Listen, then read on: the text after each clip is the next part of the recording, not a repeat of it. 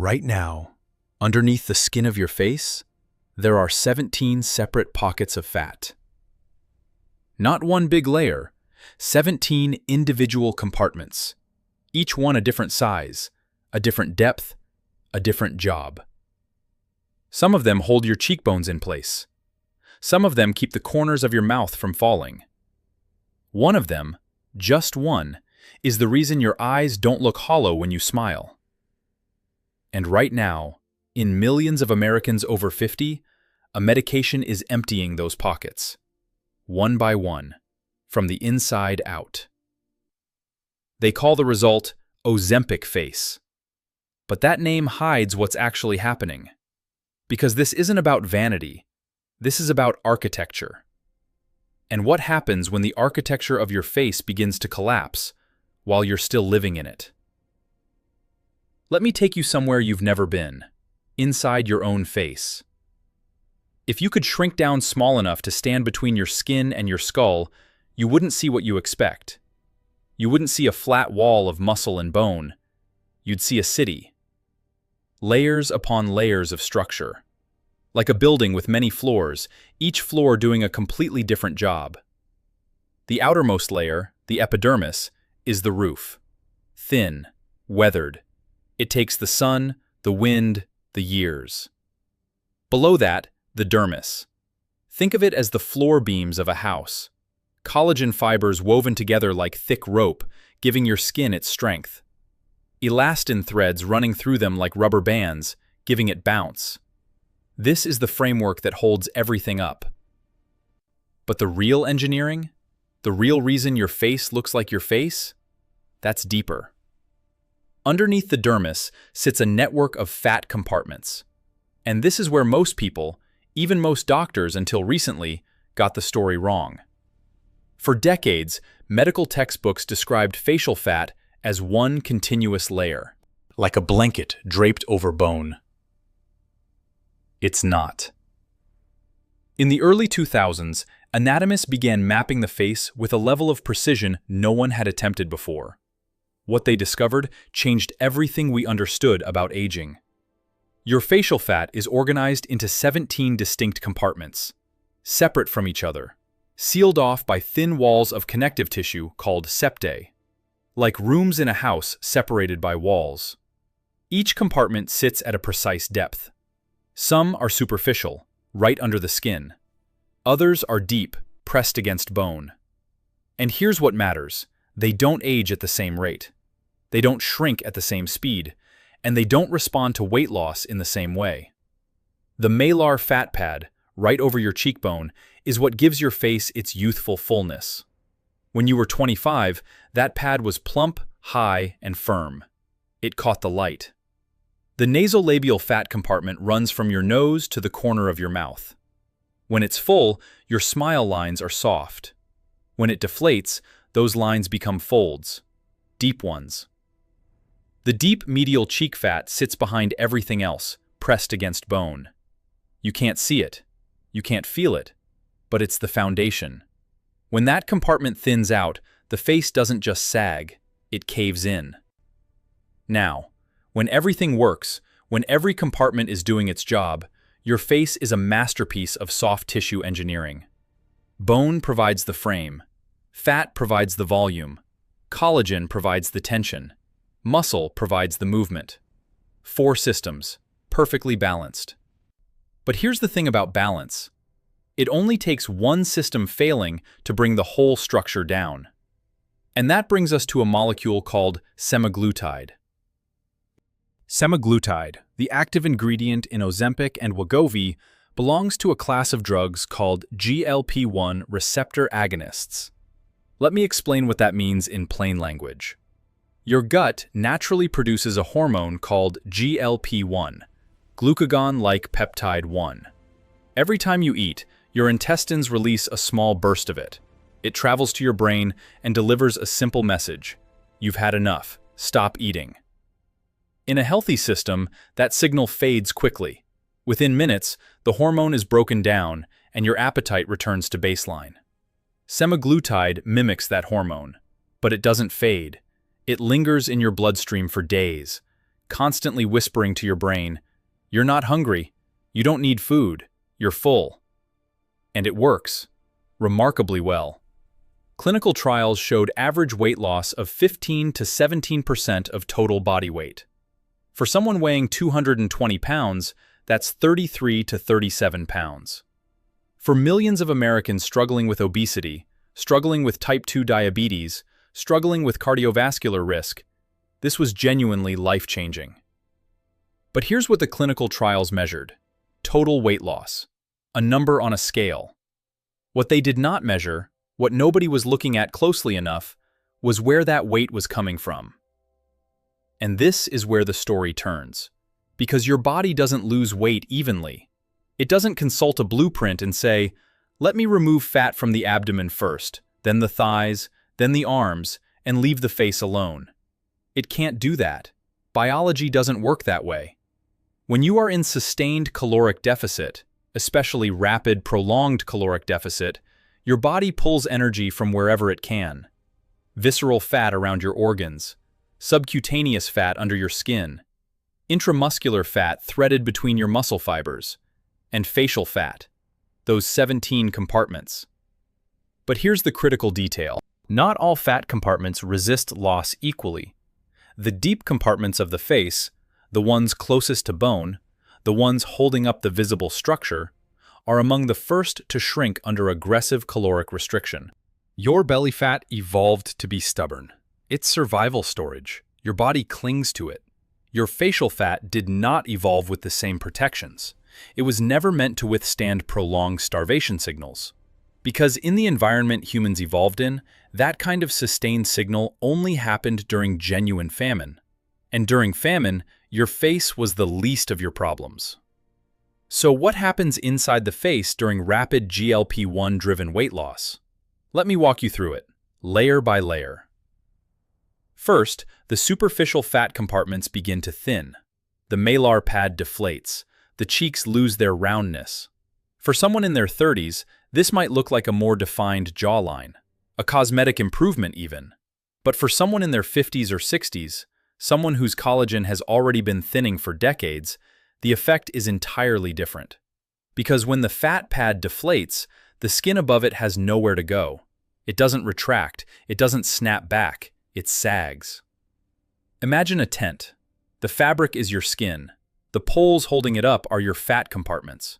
Now imagine someone quietly removes the poles, one at a time, while you're still standing inside. The fabric doesn't disappear, it just falls. And it gets worse. The deep compartments start going next. The deep medial cheek fat, the suborbicularis fat around the eyes. These are the structural foundations. When they thin, the face doesn't just lose volume, it loses dimension. Shadows appear where they didn't exist before. The under-eye hollows deepen, the temples sink inward. The jawline, instead of looking defined, starts looking skeletal. And then there's the collagen problem. Collagen, that thick rope of protein holding your skin framework together, degrades naturally with age. After 40, you lose roughly 1% of your total collagen every year. By 60, you've lost approximately 20% of the collagen you had at 30. That process was already underway. It was happening slowly, invisibly. Your remaining fat compartments were compensating, filling in the gaps, keeping the skin taut enough that the collagen loss wasn't obvious. Now remove the fat, rapidly. The collagen loss that was hidden for a decade becomes visible in months.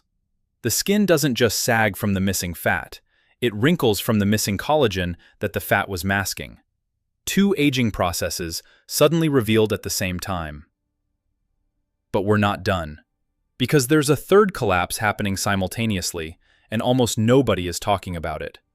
Sarcopenia. That word means the loss of skeletal muscle mass. And here's the data that changed the conversation.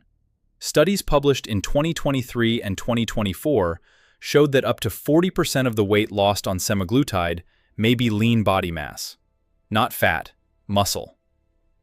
40%. Your face has over 40 muscles. The muscles that let you smile, chew, squint, raise your eyebrows, express surprise, express love. When those muscles thin, even slightly, the face loses its animation, its expressiveness, its life.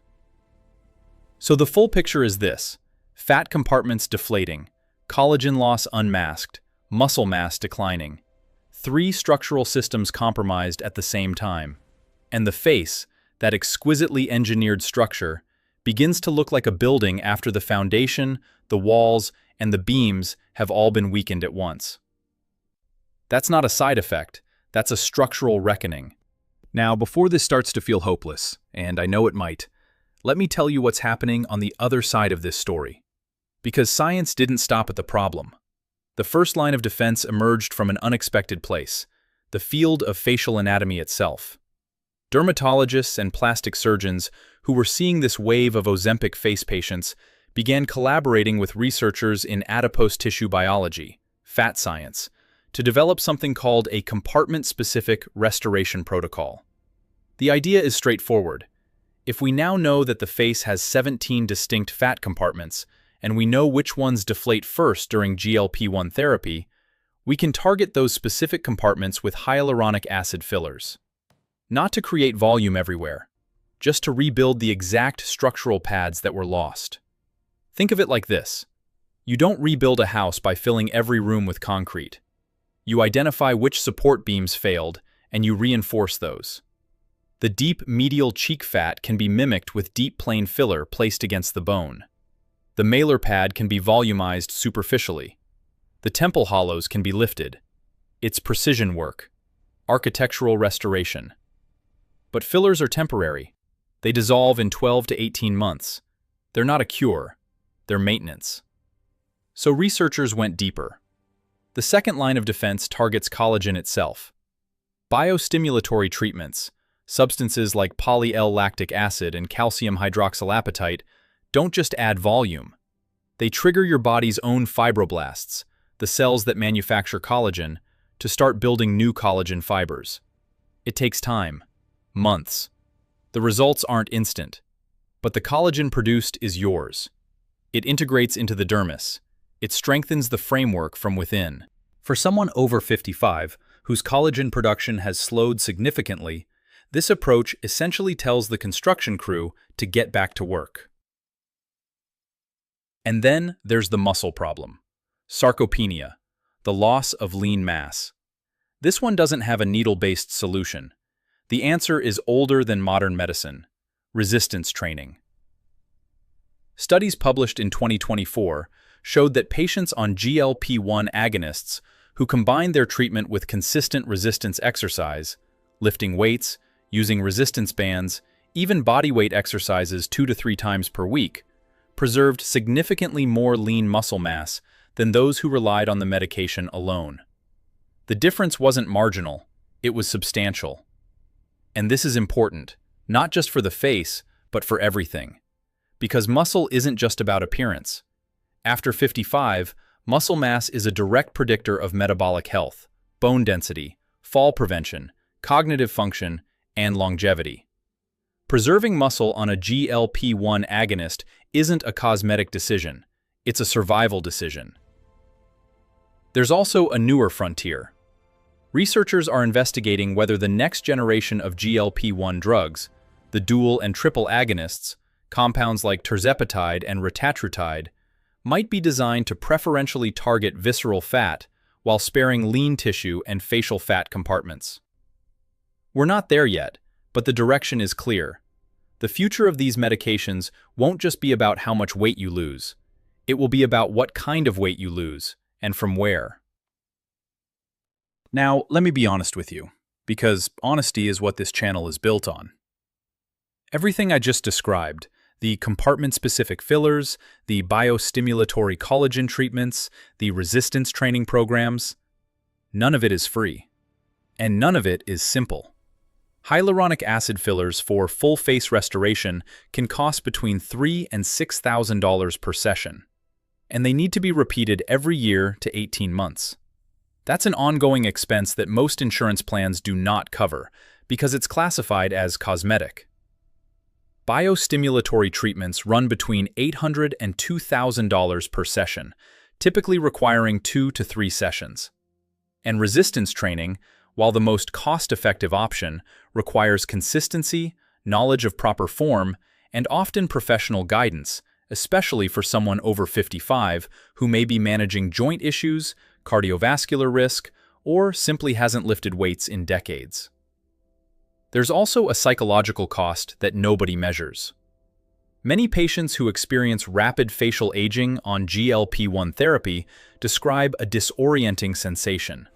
They feel healthier, their blood sugar is better, their energy improves, their joints hurt less. And then they look in the mirror and see someone older staring back. The body got younger, the face got older, at the same time. One patient, a 61-year-old woman interviewed in a 2024 dermatology journal, described it this way.